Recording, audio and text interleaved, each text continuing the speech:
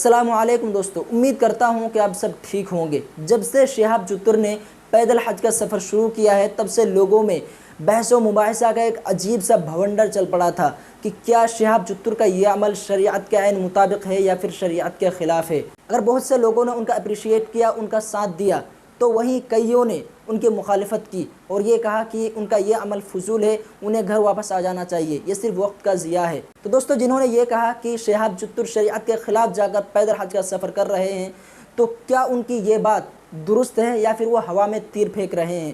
تو چلیے دوستو، آج ہم شریعت کی نظر میں حدیث اور قرآن کی روشنی میں یہ جاننے کی کوشش کرتے ہیں کہ کیا شہاب چتر کا یہ عمل درست ہے یا درست نہیں ہے۔ لیکن اس سے پہلے ایک چھوٹی سی گزارش ہے کہ اگر آپ اس چینل پر نئے ہیں اور آپ نے ابھی تک سبسکرائب نہیں کیا تو پلیز سبسکرائب کر لیجئے اور بیل آئیکن پر ضرور کلک کیجئے تاکہ آنے والی ہر ویڈیو آپ تک ضرور پہنچے۔ بہت سے صحابہ سے تابعین سے ثابت ہے پیدل حج پہ جانا، نبی صلی اللہ علیہ وسلم سے ممانعت بھی ثابت ہے۔ اتنے ہزاروں کلومیٹر کا سفر کرتے ہوئے حج کو نکلنا دین نہیں ہے، بے وقوف بس ٹرین جو بھی مل رہی پلٹ کے گھر کو آئیے، ہوش میں آئیے۔ لیکن نبی صلی اللہ علیہ وسلم نے منع کیوں کیا؟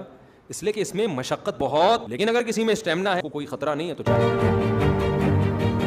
دوستو، سب سے پہلے اور بنیادی بات حج کے فرض ہونے کے لیے یہ ہے کہ اس کے پاس اتنا بجٹ ہو کہ وہ حج کر کے واپس آسانی کے ساتھ گھر آ سکے، اور حج کے دوران اس کے گھر والوں کے پاس خرچے کے لیے اتنا پیسہ ہو کہ وہ بھوکے نہ مرے، تو ایسے شخص پر حج فرض ہوتا ہے۔ تو دوستو، اب سب سے پہلے بات آتی ہے کہ حج کے لیے جانا کیا سواری سے بہتر ہے یا پھر پیدل جانا بہتر ہے۔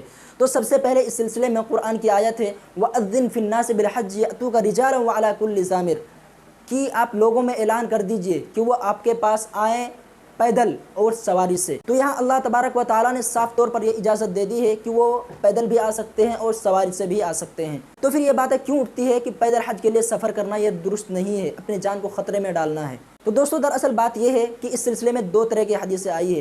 کچھ حدیثوں میں اللہ کے نبی نے اجازت دی ہے کہ اگر کوئی پیدل حج کرنا چاہتا ہے تو وہ حج کر سکتا ہے، لیکن وہیں بعض حدیثوں سے معلوم ہوتا ہے کہ اللہ کے نبی نے منع فرمایا ہے پیدل حج کرنے سے، اور اس میں مین پوائنٹ ہے علیکم بما تطیقون، کہ تم پر وہ لازم ہے جس کی تم طاقت رکھتے ہو۔ دوستو، اس بات میں کوئی شک نہیں ہے کہ اس مسئلے میں دونوں طرح کی حدیثیں موجود ہیں۔ بخاری شریف میں ہی ایک جگہ عقبہ ابن عامر سے روایت ہے، اللہ کے نبی نے فرمایا لتمشی ولترکب، کہ پیدل بھی چلے اور سواری بھی کرے، اور دوسری جگہ حضرت عائشہ سے منقول ہے، اس میں اللہ کے نبی نے منع فرمایا ہے، فرمایا علیکم بما تطیقون، کہ تم پر وہ لازم ہے کہ جس کی تم طاقت رکھتے ہو۔ اور اسی طرح اور بھی بہت سے احادیث ہیں کہ جس میں اللہ کے نبی صلی اللہ علیہ وسلم نے پیدل حج کرنے سے منع فرمایا ہے۔ ترمذی شریف کی روایت ہے، اس کے الفاظ کچھ اس طرح ہیں فقال ان اللہ لغنی عن مشیھا مروھا فلترکب، کہ اللہ تبارک و تعالیٰ تمہارے چلنے سے بے نیاز ہے، اسے لے کر جاؤ اور اسے سوار کرو۔ لیکن کئی جگہ اجازت کی بھی حدیث آئی ہے، اس وجہ سے قطعاً یہ نہیں کہا جا سکتا کہ پیدل حج کرنا یہ جائز نہیں ہے۔ تو دوستو، ان تمام باتوں کا خلاصہ یہ ہے کہ جس کے پاس اتنی استطاعت ہو، اتنی قدرت ہو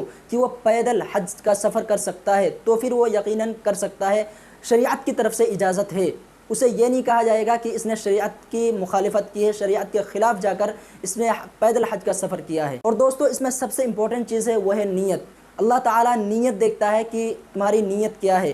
اگر پیدل حج کرنے والے کی نیت ہے اللہ کی رضامندی، تو یقیناً اللہ تبارک و تعالیٰ اس کے حج کو قبول فرمائے گا۔